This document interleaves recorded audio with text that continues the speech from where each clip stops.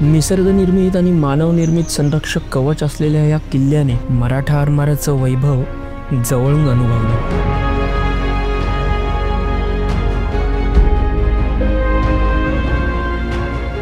एक असा बलाढ्य जलदुर्ग ज्याने इंग्रज, पोर्तुगीज, डच या दर्यावर्दी सत्तांच्या तोंडचं पाणी पळवलं.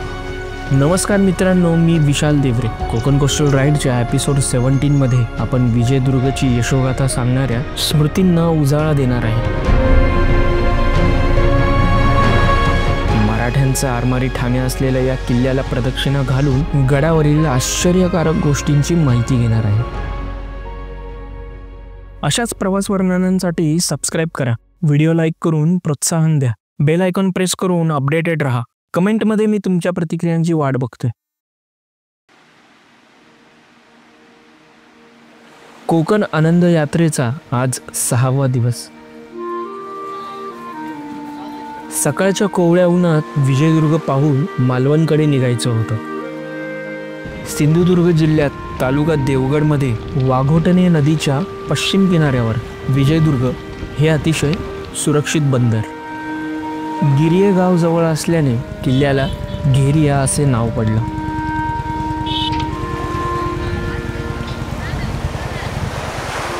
आधी हा जमिनीपासून खंदकांनी विभक्त होता, पण आता खंदकांमध्ये भर टाकल्यामुळे पायी मुख्य दरवाजापर्यंत जाता येतं. गडाचा पहिला दरवाजा हनुमान दरवाजा, शिवरायांच्या श्रद्धेचा साक्षीदार. उजवीकडे परकोटाचं द्वारही आहे. हनुमान दरवाजानंतर लागतो जिभीचा दरवाजा. महादरवाजापासून काही अंतरावर काटकोनात 2 अर्धवर्तुळाकार बुरुजांच्या मध्ये चंद्रकोरीप्रमाणे बांधलेली संरक्षक भिंत म्हणजे जिभी.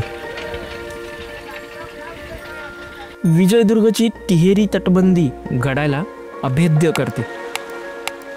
सर्वात बाहेरची ठेंगणी तटबंदी लाटांच्या माऱ्याने पडली. खंदकाला लागून दुसरी तटबंदी आहे. शेवटी मुख्य तटबंदी, ज्यावर तोफगोळ्यांच्या माऱ्याच्या खुणा आहेत. रुंद व चढाईच्या फरसबंदीने आपण गडाच्या महादरवाजापर्यंत पोहोचतो.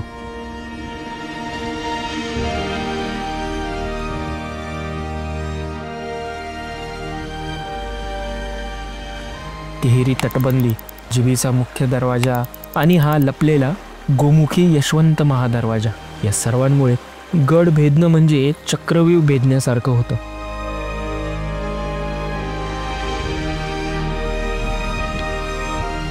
विजयदुर्गच्या यशोगाथेची साक्ष इथूनच सुरू होते. शिलाहार राजा दुसरा भोज याच्या काळात हा बांधला गेला असावा असं मानलं जातं. विजापूरकरांकडून जिंकल्यानंतर 1653 मध्ये शिवरायांनी तिहेरी तटबंदी बांधली आणि बाहेरचे बुरुजही बांधले आणि आरमारी बलस्थान असलेला हा किल्ला अजूनच भक्कम झाला. गडात प्रवेश केल्यावर समोर सदर आहे.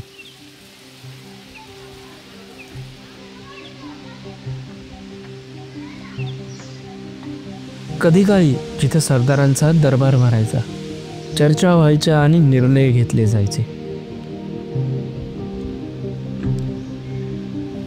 सदरीलगतच घोड्यांचा पागा आहे.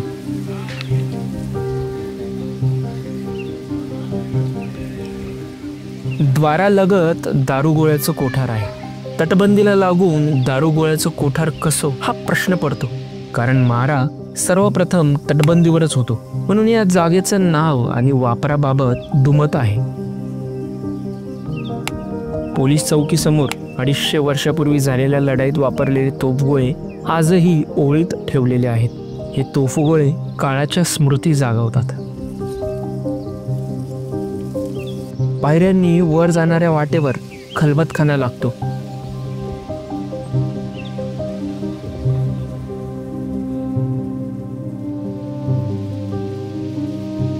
पायऱ्यांनी वर गेल्यावर गडाच्या दक्षिणेस असलेल्या 3 मजली माड्या लागतात, ज्या पश्चिम किनाऱ्यापर्यंत पसरलेल्या आहेत.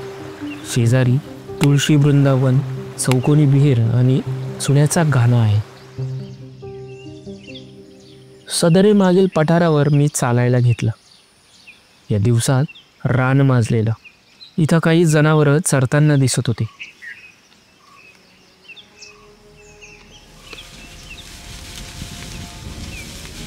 थोडं अंतर चालल्यानंतर आपण जखिणीच्या मंदिराजवळ पोहोचतो. त्याच्यासमोर आहे जखिणीची तोफ.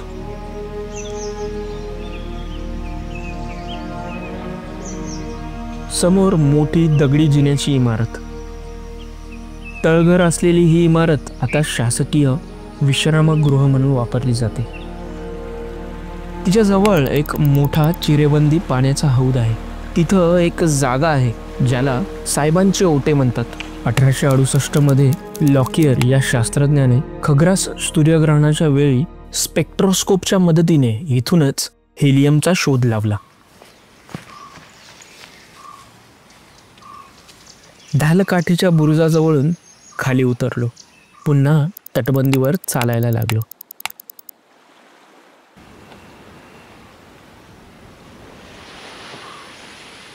रामबुरुज, हनुमंत बुरुज ओलांडून भव्य दर्या बुरुजावर पोहोचलो.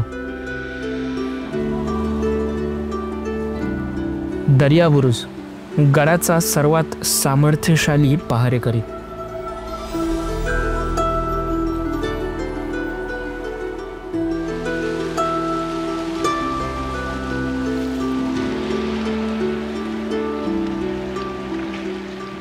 विजयदुर्गच्या पश्चिमेला समुद्रात एक न उलगडलेली गोष्ट आहे. पोहटीच्या वेळीही न दिसणारी समुद्र पातळी खाली असलेली चिऱ्यांची भिंत. एकदा इंग्रजांचं जहाज रात्रीच्या अंधारात विजयदुर्गवर हल्ला करायसाठी आलं होतं. ते या भिंतीस धडकून समुद्रात बुडालं अशी नोंद आहे. आजही समुद्र पातळीखाली बांधकाम करणं कठीण आहे. तर तेव्हा ही भिंत कोणी बांधली, कशी बांधली हे आजही गूढच आहे.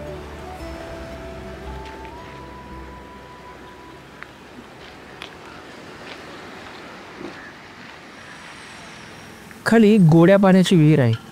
बाजूलाच चुन्याचा घाणा आहे. 3 बाजूंनी समुद्र असतानाही पाणी गोड. हे खरंच एक आश्चर्य आहे.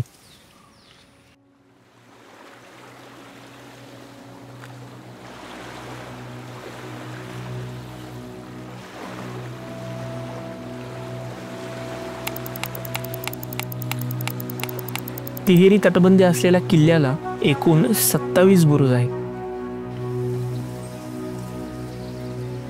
प्रत्येक बुरुजावर बसण्याची जागा, पाण्याची कुंड आहे.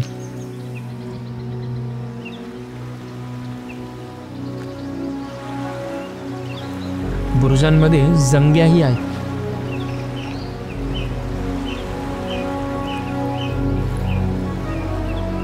शत्रूच्या नौका किल्ल्यावर येऊन धडकू नयेत म्हणून तटबंदी बाहेर मोठे धोंडे टाकलेत.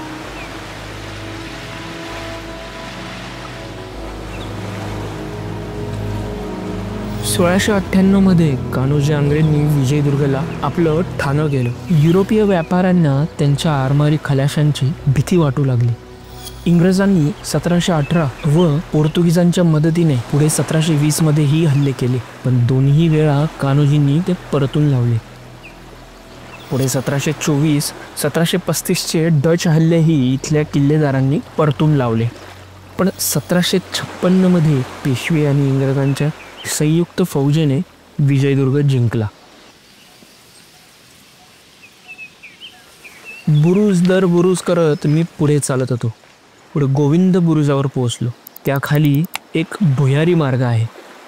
आपत्कालीन परिस्थितीत रसद पुरवण्यासाठी किंवा माणसे बाहेर काढण्यासाठी वापरला जाणारा हा मार्ग. त्याच्या जवळच धान्याचं कोठार आहे. 1665च्या डच कागदपत्रांनुसार आरमारी युद्धात मिळालेली लूट शिवराय विजयदुर्गवरच ठेवत असत. थेट समुद्रात घुसलेला जो भव्य बुरुज दिसतो तो म्हणजे खूप लढा बुरुज, ज्याला 12 तोफा बुरुज असंही म्हणतात. दारुगोळा कोठाराच्या बाजूने एक भुयारी मार्ग बुरुजावर घेऊन जातो. 32 मीटर उंचावरून समुद्रावर नजर ठेवणारा हा बुरुज म्हणजे विजयदुर्गचं जलसिंहासन.